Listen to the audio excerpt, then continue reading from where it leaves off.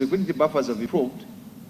Aggregate liquidity coverage ratio, which is the proportion of liquid assets a financial institution holds that enable it to cover 30 days of cash outflows. The aggregate has increased from 267% to 285% on a quarter basis. Total loans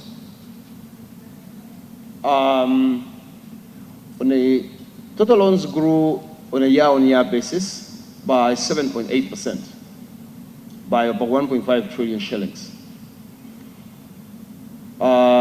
This is higher than the 5.4% growth in the year-on-year for September 2023.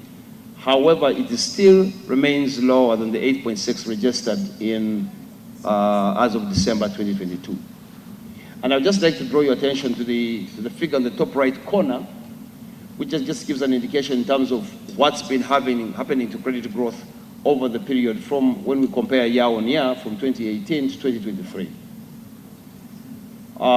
So credit growth largely, just looking at the long-term trend, it remains below the long-term trend, but not too significantly below. Asset quality has improved. The non-performing loans to gross loans ratio has reduced to 4.7% as of end of December 2023, compared to 5.4% registered in September 2023 and 5.3% as of December 2022. This reduction is largely reflected in the more prudential write-off and provisioning for bad loans that are in the sector. The National Identification and Registration Authority has urged citizens to prepare the right information for the forthcoming National ID mass renewal exercise as stipulated by the law. Osborne Mushawe, the Public Relations Officer NIRA, has assured the public that the identity card expiration does not signify citizenship expiry. The date for the commencement of the ID renewal exercise is pending until communication from the Minister for Internal Affairs.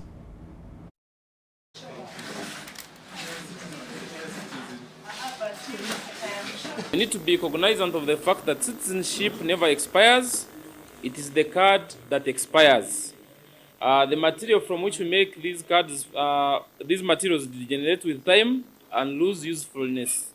And after 10 years, it is always prudent to renew national IDs.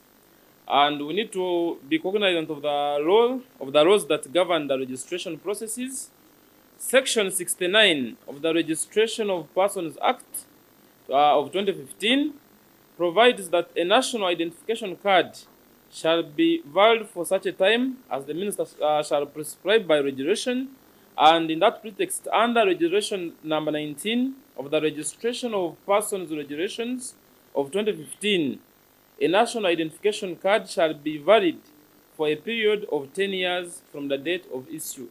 So we need to be cognizant of the fact that we have very many Ugandans who registered for national IDs in 2014 and 2015, and we are almost getting to the 10 years since these Ugandans registered, and we are about to start the mass renewal exercise.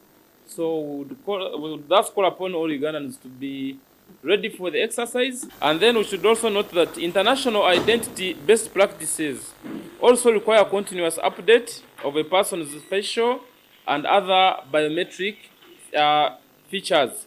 Therefore, such a renewal presents an opportunity for us to update your details in the system. And we need to add that we shall also add an iris and other biometric features to the new ID card. Then the national identity card nowadays is used as a travel document, especially within the East African region, and the International Civil Aviation Organization standards require that the latest facial image of the holder of the document is captured. So all these are some of the reasons why we are going to carry out the mass renewal exercise. And we need to note that we shall be carrying out this exercise from your parishes, from your wards, from your sub-counties. So we intend to reach out to all Ugandans from wherever you'll be. Yeah, eventually brought you. Yeah. Minister for Finance Planning and Economic Development in charge of General Duties, Henry Musasizi, and the Commissioner General, URA, John Musinguzi, have urged the people in West Nile to desist from smuggling. Smuggling of fuel and other products from the Democratic Republic of Congo and South Sudan has resulted into many clashes between business operators and URA operatives. The URA and Finance Minister have reduced the amount, I beg your pardon, the URA and Ministry of Finance have also reduced the amount to acquire new number plates from 1.5 million shillings to 750,000 shillings in order to bring an end to possession of numberless motorcycles in the area. The two were meeting stakeholders in West Nile, Arua City, to address sour relationship between locals of West Nile and the Uganda Revenue Authority officials after recent shootings in Madiokolo and Koboko that led to deaths. There is a lot of illicit business in this region. Smuggling and anti-money laundering are the cancers of any economy. Therefore, we must work together and fight smuggling. The unfortunate bit is that this smuggling is rising. We are here really to provide solutions. It's unfortunate our people have died. Let's agree. People should not die. Everyone should do what he or she is expected to do. The unique situation around West Nile region is that this border, this part of Uganda, borders with two big neighbors, South Sudan and DRC. These things trickle back into Uganda. The fuel you're talking about on roads, the cooking oil, the rice, they trickle back. They kill the market for the goods that have paid taxes. And as a consequence, the tax contribution of the bona fide taxpayers begin to drop. I'll give you an example of one of the big taxpayers whose taxes have significantly dropped because of the extent of smuggling from this region. This example is BAT, British American Tobacco. Its highest contribution was in 2018-19, and they contributed 61 billion. Last financial year, they contributed 26 billion. A drop of over 30 billion. Why?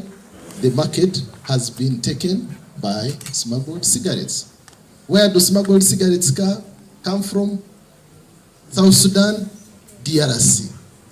So stopping smuggling here is not just to collect more taxes. It is more to do with protection for the market. In other words, smuggling is economic sabotage because the bona fide taxpayers will contribute less. The aggregate collection for the nation will be low simply because we have allowed smuggling to thrive.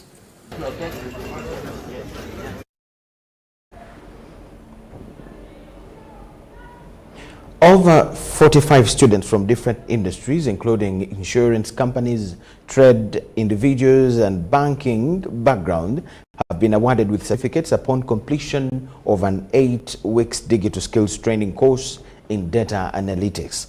This is under the Peak ED initiative that aims at reducing unemployment rates of the young people in Uganda through creation of jobs for people who go through these courses, bridge gaps between industry and academia, and also the existing gap between what is taught and what is required at the workplace. Jumbo. PIC-Ed is the digital education arm of PIC-Fair Group. We ventured into digital education as this is it's an industry where a lot of tools and technologies are being used, and we have to stay ahead of the curve, and that's how PIC-Ed was born. At PIC-Ed, we have two verticals.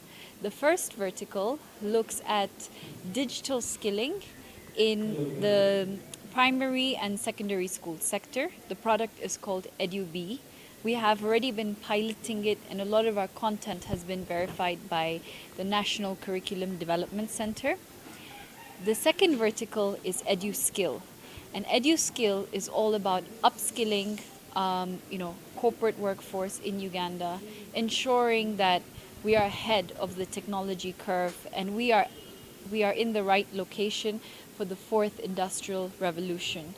EduSkill focuses primarily on digital skills, and these digital skills are in areas like data analytics, computer programming. Next year we hope to look at machine learning, and we really want to ensure that our youth are equipped for the fourth industrial revolution. Jobs for tomorrow, jobs for the future, and jobs also outside of Uganda. We started in 2022 with computer programming, and then last year we did data analytics. Now, our first batch of data analytics has just graduated. To get onto this course does not really necessarily mean you should have a bachelor's. Though, of course, in our setting currently, for someone to work for a bank, they need to have a bachelor's. However, what we're trying to encourage people is to be self-employed. And that is why whoever comes onto the course, they realize that they can actually now earn a living off the skills that they have just gotten. So the collaboration between Stanbic Bank and PIC-ED is really aimed at making a contribution to the employability of Ugandans.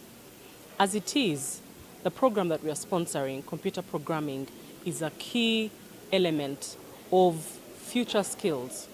When we invest in resources, when we partner on programs like this, we're helping upskill certain Ugandans. These jobs are in demand. Even us as an organization, we're looking for experienced and seasoned computer programming and also data analytics resources. Thank you so much for watching. Let's take a short break. We have business to return.